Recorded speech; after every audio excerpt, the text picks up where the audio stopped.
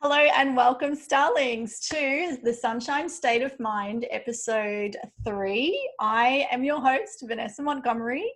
I'm an astrologer, the author of Star Power, and I'm also the contributing astrologer for women.com and Glamour Magazine US with a horoscope that's out every Monday, so check that out. The Sunshine State of Mind is... because I live in the Sunshine State, and state of mind, of course, is everything. So let's raise the vibration and look at different ways we can open up our mind and our mindsets. So today we're talking to Lyndal. Hi, Lyndal. Hi, Vanessa. Thank you for having me. You're welcome. Thanks for being on. So Lyndal is an artist and a writer. She's interested in topics including personal identity, time, and gender.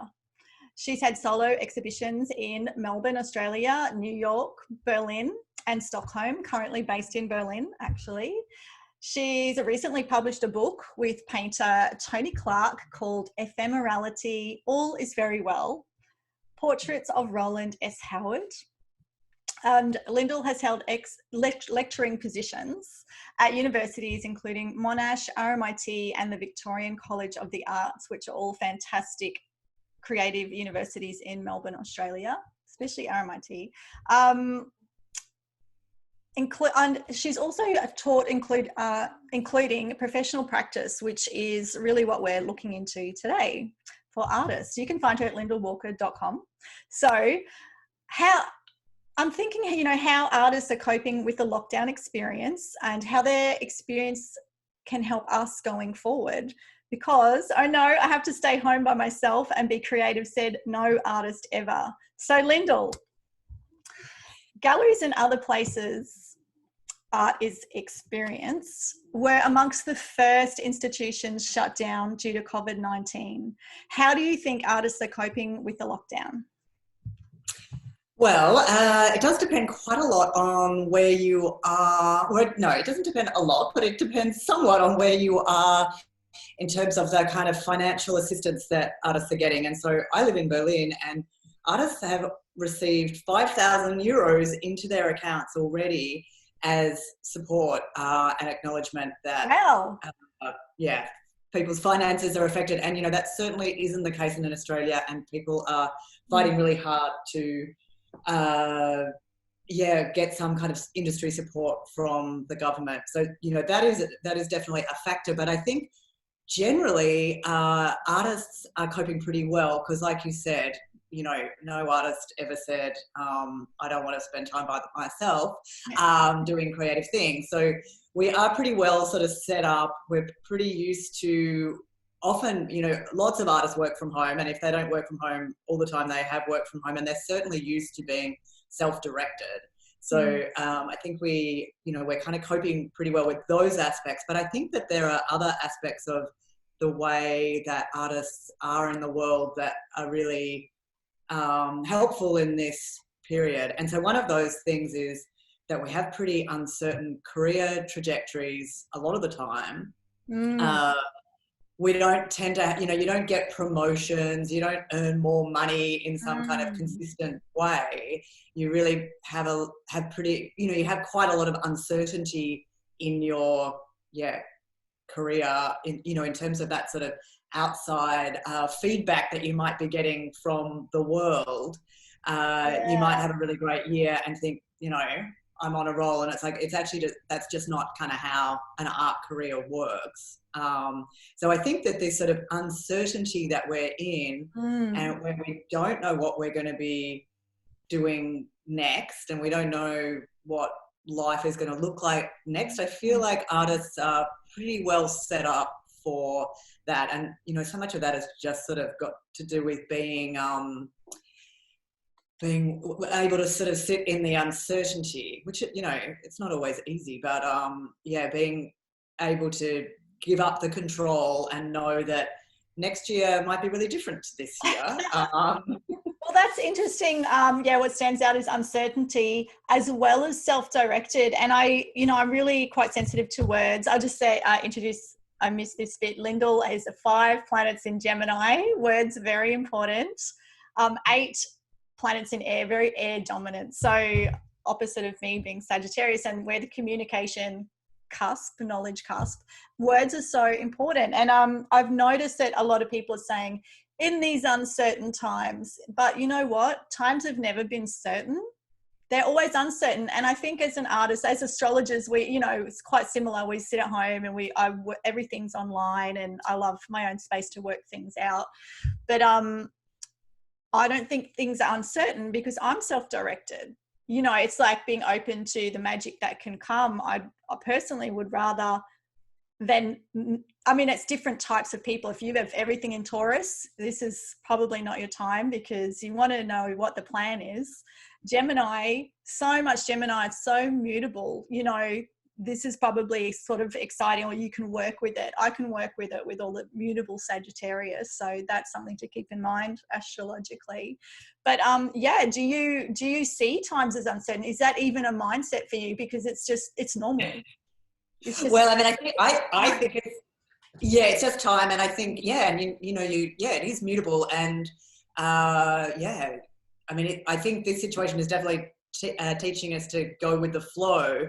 And I mean, really, to me, in many respects, going to an office every day, that's also really unnatural. And there's so many ways that we control. I mean, food is it's so interesting to think about food and, the way that we eat all this food that's out of season. And the reason that we can eat all of this food that's out of season is because of air travel.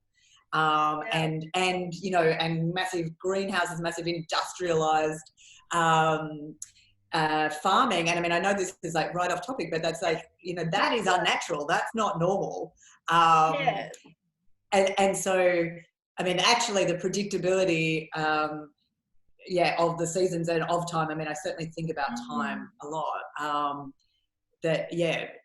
Going with the flow and going with the different situations that arise. I mean, that's a good point. Like, that's a good point. Like the things that should be predictable, we've messed with, and the things that probably aren't naturally maybe unpredictable, we're expecting to be predictable because, like you said, going to an office isn't necessarily natural, but for some people it really suits their type, but not everyone. So these times could actually, a lot of people could flourish that perhaps weren't before, and they might discover something about themselves. And I'm thinking a lot of artists would be a certain type that like to have that ability to flow. But again, if you're not self-directed, it doesn't, like the self-direction really balances it out, doesn't it? Yeah, and I mean, I actually sort of like to create a certain amount of structure in my days. And when I'm sort of seeing people working from home, not getting dressed and working all hours, I'm a bit like, ooh, rookie mistake. But I mean, I like to set up the structure so that then I can have the flow and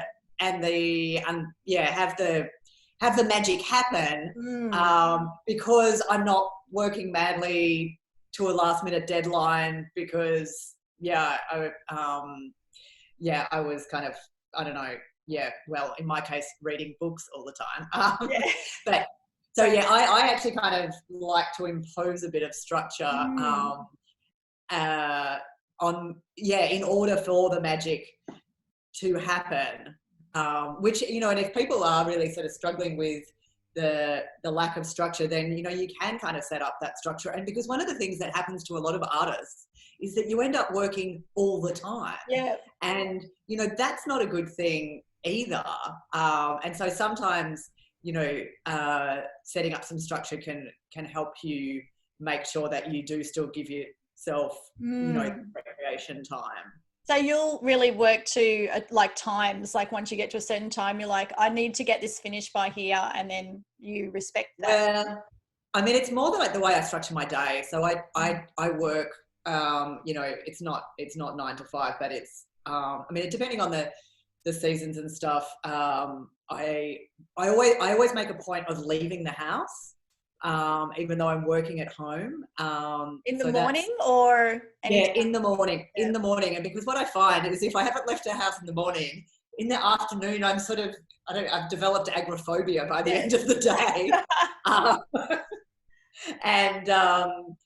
I actually I read a feng shui book that suggested that you actually enter. So I come back kind of to work, and there's a distinction between breakfast time and coming back to work. And I read a feng shui book that even suggested that you could come through a different door in order to enter your kind of office space. That's an interesting idea. Yes. Yeah, I thought it was a really interesting idea. Yeah. So yeah, I like to just kind of, and to keep it daylight, work during daylight, because I mean, I know lots of artists do like to work at night, but I don't. Yeah, I mean, I sort of feel like I risk getting depressed. Yeah, it's not really sustainable. I like staying up and working too, but then it just isn't sustainable. No, I don't feel like yeah, I mean, lots of people also, think that's going to be really exciting to kind of live outside structures, but actually, yeah, I don't think it really is sustainable. I think a lot of people get depressed, and you get dislocated from other people as well, working like that, because you're working when other people are out, and yeah.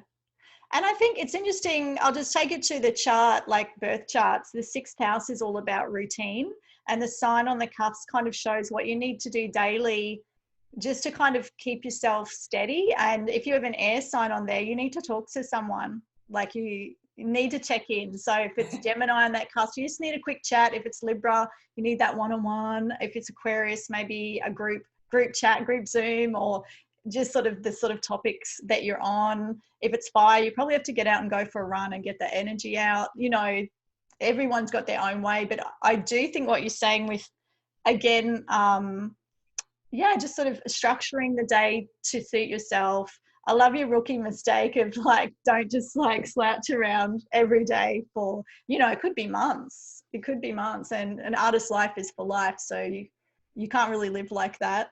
And I love the self-directedness thing, because I think a lot of people are dependent on external directives, and it's a real antidote to now.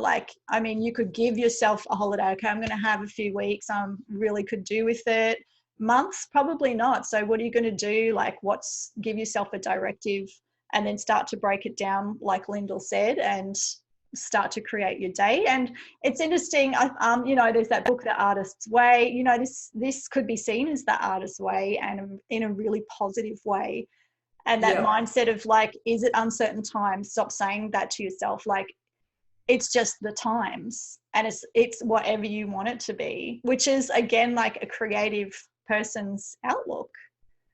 Yeah. And I think creative process, you learn so much from creative process. And I think I think being self-directed does require quite a lot of self-knowledge, and so you do have to be kind of checking in with yourself and saying, what does matter to me, what are those practical things, like you said about the practical things, and just kind of knowing yourself to be able to do that. But then the creative process also teaches you a lot, I think, and I think that's one of the things that I'm really seeing here, is that a lot of the time through the creative process, you're not necessarily that productive. And, there's a lot of time daydreaming, and, daydreaming is not valued. Staring at the wall, bad idea. No boss is going to let you stare at the wall for the afternoon. Yeah.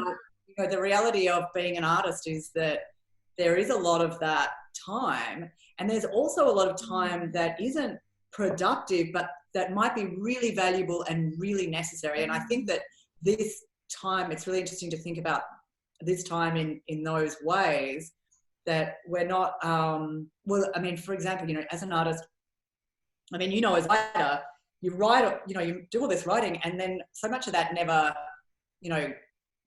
gets into the book. And so sad. But that is, the creative process is full of that.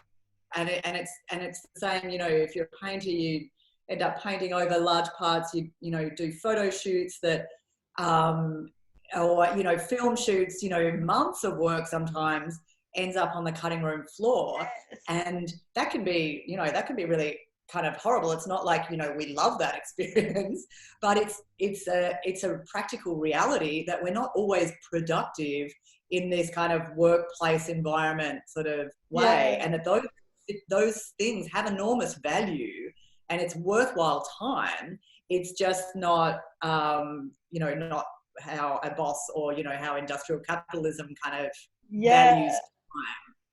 It's interesting. It's definitely, I see it as quite Saturnian as well, because Saturn's all about limits.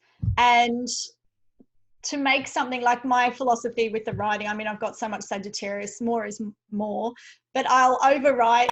I'll just do more because you can always cut it back and you've sort of got more to choose from to cut back to.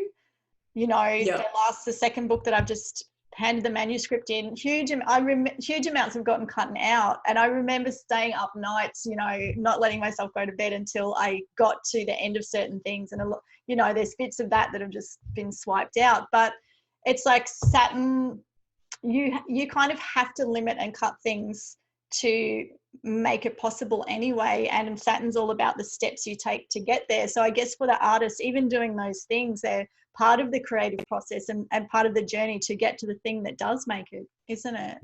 Yeah, absolutely. And I think it does take that pressure off this idea that we have to be productive all the time. What different types of productive, isn't it? Different types of productive, and that what is kind of witnessed in a work environment is a particular way of being productive. And if you are self-directed, you can do all that work that unfortunately doesn't make it to the final piece. But you're not thinking about productivity in this way as though every hour has to create a certain outcome. It's true. So let's look at I've got my little questions here. Why do you think artists are coping well in this situation? Have we answered that, do you think? Well, I think definitely the day-to-day life isn't terribly challenging for most people. I think the creative process helps us be, both the creative process and the career help us be in this kind of uncertain time where these ideas of productivity and how to spend time are being challenged. So take the artist mindset. What is it about the artist lifestyle that helps them cope with the uncertainties that this situation brings up? Well, I think it is that lack of career predictability. So, we don't know what, we don't know what our most people, a lot of people don't know what their jobs are going to be, at the end of all of this. And I feel like that's a pretty common situation for artists. And I mean, I guess, I don't know, what's my advice about that? I mean, my advice about that is, I mean, what we were saying earlier about kind of acknowledging that uncertainty is the norm, actually. And that maybe we've lived in an unnaturally predictable world. True. And again, it just makes me think of what you said about being self-directed. Don't just sit around not knowing, wondering if your job's going to be there for you. Take initiative. Like, we are still in Aries season right now, the last week of it, before we go into Taurus. We've all got Aries in our chart somewhere. Like, channel that initiative, like, regardless of whether your job will be there or not, what can you do now? Like, even with the internet, as long as you've got the internet, you've just got access to doing so much and putting things out there, or learning some skills, even for free. There's so much on YouTube. You can Google so much. It's ridiculous. Like, what a time to have a world lockdown in a way, so. Yeah, I mean, I also think, people shouldn't put unreasonable pressure on themselves either, because, it's a totally freaky time. It is quite a scary time in some respects. I mean, for me, the acknowledgement that we don't always have to be productive. I mean, I understand what you're saying in Aries season, but also the acknowledgement that we don't have to always be productive is also something that I feel like being an artist helps me kind of understand that in this situation. And that takes pressure off. Yeah, and that downtime that, I mean, I had a sort of a big cry, quite early on. I was feeling anxious and, you know, reading the news a lot. And then I just had a big cry about the humanity of the situation. And I got away from the news and the kind of predicting what's going to go wrong, and just like go, people are dying and people are working around the clock to care for them. And you know, that was actually really productive. It was a really good way for me to spend my time. Was actually really just acknowledging that, and not having to be thinking about work, and acknowledging the realities of the situation as well. I must admit, I spent a couple of days doing that, just sort of giving over to it, looking at all the different points of view, Googling all the different things, running a few different scenarios, and then just went back to kind of what my plan was anyway. But and just sort of letting it go, and not sort of responding so much as being at cause. Like, I've got my goals anyway, and I'm going to keep on with that, and just keep a sort of light touch on the situation. And, you know, you can't control what you can't control. You can control what you can, which is actually quite a lot. And it's all very individual. So do you think the creative process helps us to think differently about the nature of productivity and work satisfaction? Yeah, I think so. I mean, I think just this sort of reality of periods where you just actually sort of, you're sitting around imagining, you know, that and I mean, I understand, I guess, in a, you know, if you're working in a creative business, then, you know, that kind of takes the form of like brainstorming in a meeting scenario, and you know, that looks productive, but I mean, a lot of that kind of productivity is sort of staring at the wall, you know, lying on the ground, you know, looking at the clouds move, or like right brain. Really going into right brain, totally. So I think that really acknowledging that there's just different ways of being productive, and it's not all about going to work every day and contributing to, you know, industrial capitalism and generating money to consume. There are really other ways of being productive. Well, that's interesting in terms of, I mean, if this rolls out for quite some time, people do have this extended window too. They can spend a month or possibly 3 just streaming and allowing something to come with them, and allowing themselves probably to let go. Like, you've got to sort of let go to have something new come in. So yeah, I guess that you could see that as an opportunity. And good to remember, Lyndal, what you're saying about that. Allow it, like, it's okay. Like, find the value in the different ways in how they work together. Left and right brain, really, if you see it like that, they need to go together.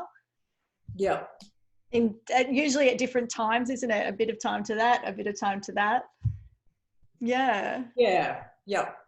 So why do you think self-knowledge is so important if you're an artist? And how do you think that people might prepare, or that might prepare us for a future where fewer people have, I guess, structured jobs?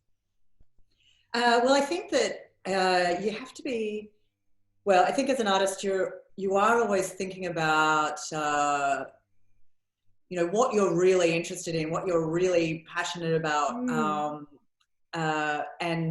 And that means you're always kind of on the job of self-knowledge, and not just your own kind of navel gazing necessarily, but how you're connecting with the community, how you're connecting with your audience, noticing how they're connecting with you. You know, these are things that you have to be sort of super aware of. It's central to our job. This kind of, you know, who am I and what drives me is quite central. And then, you know, how do I connect those things? And I think that, I mean, there's lots of, I mean, not just the current crisis, but there's lots of things to suggest that there will be less work in the traditional sense into the future, and technology has taken over so many industrial jobs, but it's also now taking over lots more white collar jobs, the world is changing, and, you know, maybe this is the kind of catalyst for that big change. But then in that, you know, that's very challenging thought, to think people won't have jobs. And one of the things that's so challenging about that, apart from the obviously financial aspect, is is to think about people's identities and Mm. how do they draw meaning from their lives. Yeah. And so many people do derive their identity from their job. Yeah. Like, hi, what do you do?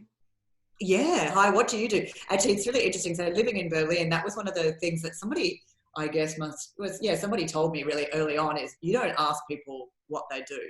That's, it is Not a kosher. sort of, sorry. Not kosher. Yeah. It's actually so interesting. It's such an interesting, it brings up such interesting different conversation, and because you're not asking people about their job, and you talk about other things, so it's a lot less kind of ego driven. That's a sort of side topic, but it was a really interesting thing, and I remember kind of being like, well, what am I going to ask them? Yeah, right. So And how do you open a conversation with someone new? yeah. I mean, it just means, you're a bit more in the moment, and, Mm. maybe you ask them what they did today. And I mean, I also remember thinking, but I really want to know that. And like, how am I going to, relate to people if I don't know what they do? And I mean, now that seems ridiculous, but,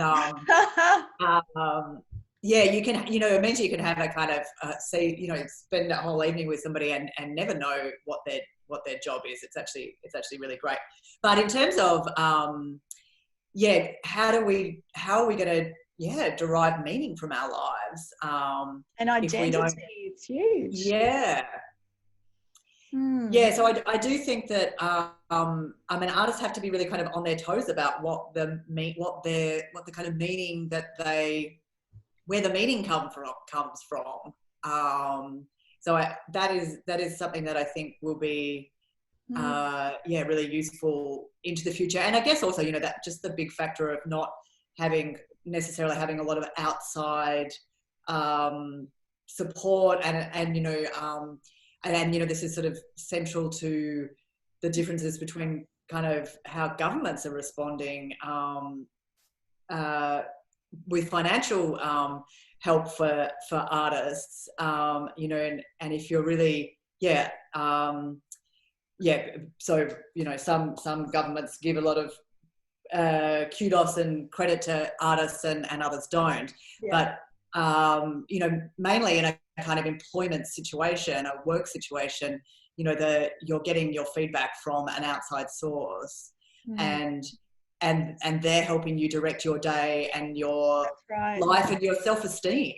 I think artists have to, artists do think very differently than that. They have to be outside that kind of paradigm. Yeah, it's true. I remember my dad telling me years ago, before a lot of the big careers were held by men, of course, and that's changing now. But he said because that was their life and their identity was so wrapped up in it, once they retired, they often died not long after. It's a really big deal. And I know for me, like, I have to remember to say what I do. Like, now I'm getting better at it. But I think of myself as, my personal response is, I'm a creative person. That's my response. Yeah. Which is true, because it doesn't matter what one does, and that will never change. Like, that's something that's more authentic to me. I don't align myself with my job at all. I don't really get that. And I think it's the Sagittarius. I don't want to be boxed in. I want to be something that's limitless. And so this is definitely a good opportunity to open that up, I guess, and find your own value system and what you value. And again, I just think it comes back to self-direction. I mean, that's a really Aries statement. So people with Aries, I kind of do that more easily, or Sagittarius, or yes, things like that. But I think that, there's, I guess, one door always has to close for another to open, especially for ourselves. And I think generally in this time, I've said it before, but if there's like a mass existential crisis, that's a good thing. It's about getting rid of all of that identity that's formed from the outside. And I mean, those things are good and they're important, but we can always open them up to be more of ourselves and get those mind shifts going so that our reality shifts and we can be aware of new opportunities, or know that we can create them for ourselves and take on our own leadership, or laying on the couch for 2 months, whichever. We are going to tourist season in a week. Yeah. Eating a lot. Eating a lot. With a croissant and some fresh baked bread. Yeah, but it's a huge thing for people at the moment. But even if it wasn't for the lockdown, it's, that is part of the opportunity in this for sure. It's just massive. And if anyone's had a break from their work, they've had to face that kind of thing already. And I feel like, a lot of the stuff that is coming up for people now, I'm like, did that then. We all have to have these steps on the journey somewhere in our lives. It's just a mass amount of people are doing it all at the same time. Yes. Yeah. Okay, so is there anything else that you'd like to add, or otherwise I'll wind it up now? No, I don't think so. Thanks so much for coming on. I'm going to have you back, and we are going to talk about Gemini as the trickster archetype, because Lyndal is, a stellium it's called in Gemini, and she's looked into that quite a bit, and I find it really interesting as well. And again, quite useful for these times, any times really, but changeable times. So where can we find you, Lyndal? Well, you can look at my work at www.lyndalwalker.com. And check out Lyndal's writing you've got the best titles in your writing sections. They're quite fun. Right. Okay. Thank you so much for coming on. I'm really looking forward to having you back as well. I loved speaking to Lyndal. I could talk for hours, and maybe you can hear some more fun stories about Berlin. It sounds quite amusing. And thank you for joining us on Sunshine State of Mind. I'm Vanessa Montgomery, and you can find me at astroallstars.com or on the socials. So that stars with a Z. Until next time, stay cosmic. Thanks, Vanessa. Thanks, Lyndal.